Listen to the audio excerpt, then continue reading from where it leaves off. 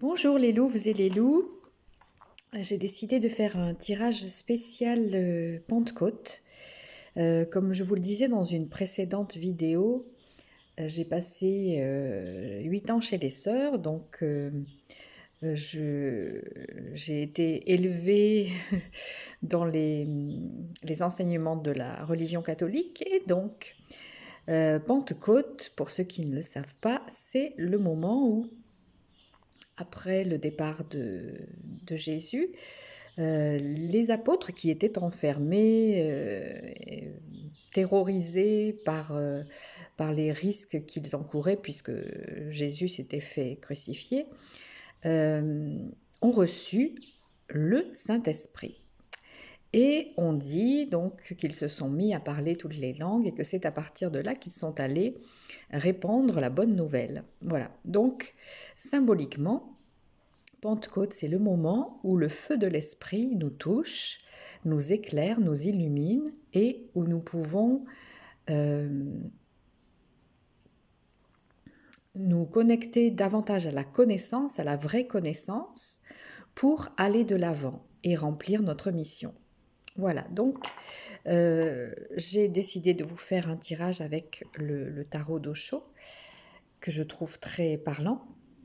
Et dans la coupe, nous avons cette première carte, l'existence.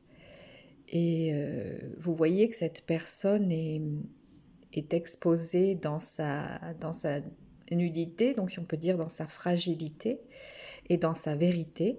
Et elle est exposée à la lumière. Et vous voyez des étoiles, et notamment une étoile filante. Donc on peut interpréter ça comme justement le feu de l'esprit qui va descendre sur elle, qui va la toucher. Voilà, l'existence. Et la deuxième carte de la coupe, c'est la comparaison. Alors la comparaison, vous voyez, c'est la symbolique donc du chêne et du roseau. Donc dans l'existence, il y a les chênes, il y a les roseaux. Dans la fable, vous savez que le roseau réplique qu'il plie mais ne rompt pas. Tandis que le chêne, qui a l'air plus solide et plus dur, lui peut se briser. Mais le roseau plie sans rompre. Voilà, donc soyons souples et accueillons ce feu de l'esprit. Et on va donc tirer 3 ou 5 cartes, je ne sais pas. Je ne veux pas faire trop long.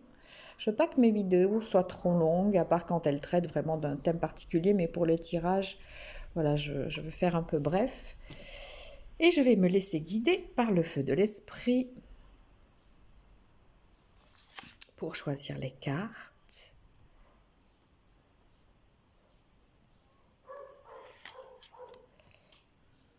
Ah, bah il y a les... Donc, bah écoutez, on va en tirer 4 ou 5. Allez, 5. Voilà, celle-ci. Alors, je, je vous les montrerai là. Le champ n'est pas très large, donc vous ne voyez pas toutes les cartes, mais je vous les montrerai bien entendu au fur et à mesure. Donc la première carte, c'est la plénitude. Alors, je ne sais pas si ce sont des pommes. Oui, apparemment ce sont des pommes. Ou des cerises, j'allais dire, mais je pense que ce sont plutôt des pommes. Et la pomme, vous savez que c'est aussi le fruit de la connaissance. Donc, ce feu de l'esprit qui nous touche en ce moment-là pour Pentecôte, il nous guide vers notre plénitude et vers la plénitude de notre connaissance aussi. Voilà, le 9, c'est une fin de cycle, mais c'est aussi parmi les nombres sacrés.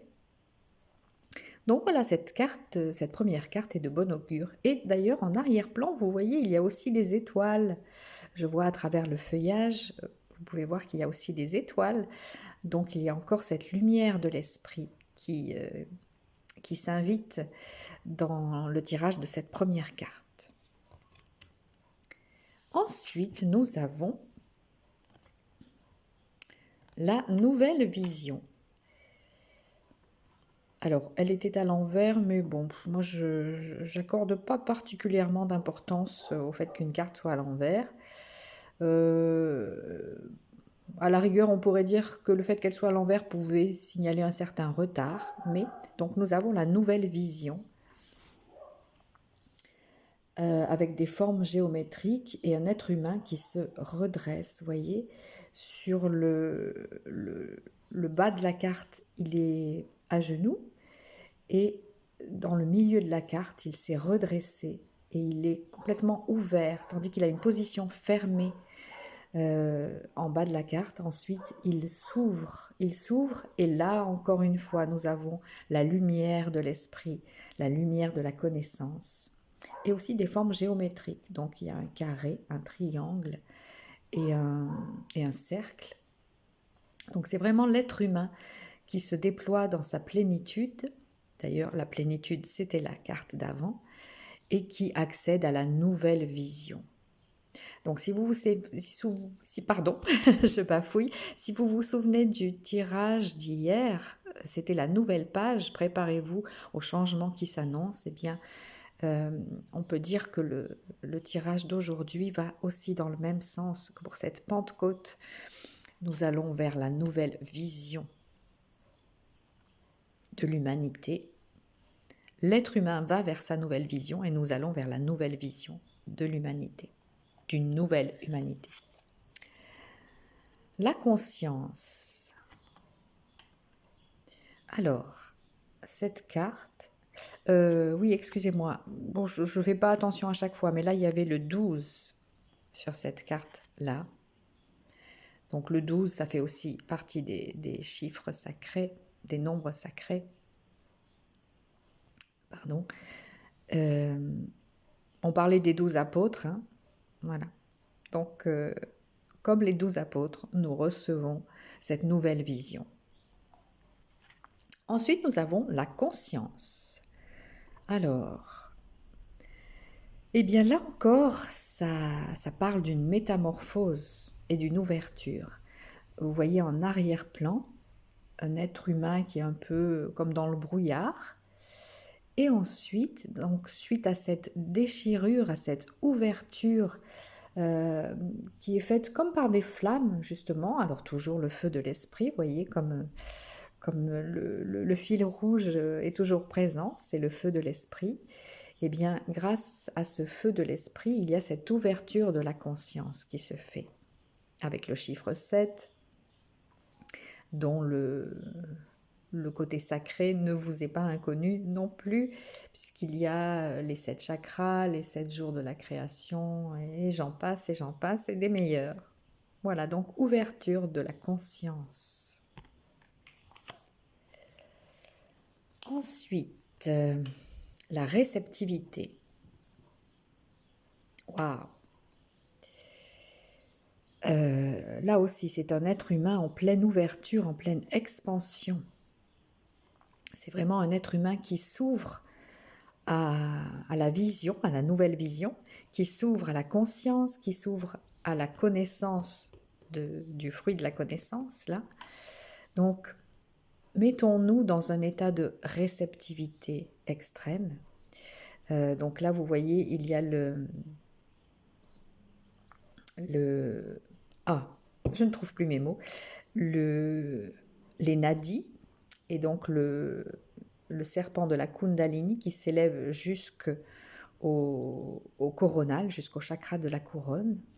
Et vous voyez les mouvements d'énergie qu'il y a sur cette carte, donc qui signale que cette Kundalini monte et que l'ouverture du dernier chakra se fait, et du troisième œil aussi, hein, on peut dire que ça remplit tout le visage, donc ça concerne les 2 chakras, le troisième œil et le coronal. Tout cela s'ouvre, tous ces chakras, tous nos centres énergétiques peuvent s'ouvrir pour être davantage réceptifs à la conscience, à la nouvelle vision, à la connaissance. Je trouve que c'est vraiment émouvant. En tout cas, moi, je suis parcourue de frissons devant la beauté de ce tirage qui annonce vraiment ces changements dont nous parlions dans le tirage d'hier. Ah, et bien, on termine à nouveau par l'existence. L'existence, et c'est la carte 1. Donc, c'est le début d'un nouveau cycle pour l'humanité. C'est comme si l'humanité renaissait, hein, comme si cette feuille venait de s'ouvrir et que cet être humain vienne de naître et reçoive donc la lumière et le feu de l'esprit. Donc, c'est l'ouverture, c'est la naissance d'une nouvelle existence. Voilà. On nous parle vraiment de ces changements qui s'annoncent, de cette élévation qui s'annonce, de cette ouverture qui s'annonce. Donc, même si vous regardez l'actualité des médias, ce que je vous déconseille, si vous voulez garder le moral et si vous voulez avoir une idée juste de ce qui se passe, eh bien, voyez qu'il y a tout un tas de raisons de se réjouir parce que les choses sont en train de changer en profondeur. Et comme je vous disais l'autre jour, le processus d'ascension est vraiment inexorable, quoi. Il est en cours et rien ne l'arrêtera. Il pourra être ralenti éventuellement pour certains ou dans certaines circonstances, mais il est là et voilà. C'est ce processus d'ouverture et d'ascension et de nouvelles visions, de nouvelles consciences qui triomphera. Ah, écoutez, je suis ravie, je suis vraiment très heureuse de ce tirage pour ce week-end de Pentecôte. Et je vous remercie, je remercie les nouveaux abonnés aussi, je remercie tous ceux qui commencent à suivre cette chaîne, les Louves Argentées. Et merci aussi pour vos commentaires et tous les emojis qui viennent égayer les commentaires aussi. Ça me touche beaucoup. Et voilà, peut-être que je ferai quand même un tirage demain, le lundi de Pentecôte, ou pas, je ne sais pas encore. Mais en tout cas, merci d'être là. Et comme dit l'accueil de cette chaîne, réveille, debout, les louves et les loups. Notre puissance est immense. Et je rappelle aussi que c'est le loup dans le sens chamanique du terme, donc c'est pas l'animal féroce et dangereux, c'est vraiment l'animal qui a un esprit solide, un esprit clairvoyant, de la détermination, de la force, et c'est aussi la force de la communauté, hein, puisque les loups généralement vivent en communauté. Donc nous sommes la communauté des louves argentés, mais même si c'est au féminin, les hommes sont bien entendu les bienvenus aussi, les loups argentés sont aussi les bienvenus. Et donc je vous dis à tout bientôt pour la suite. Au revoir.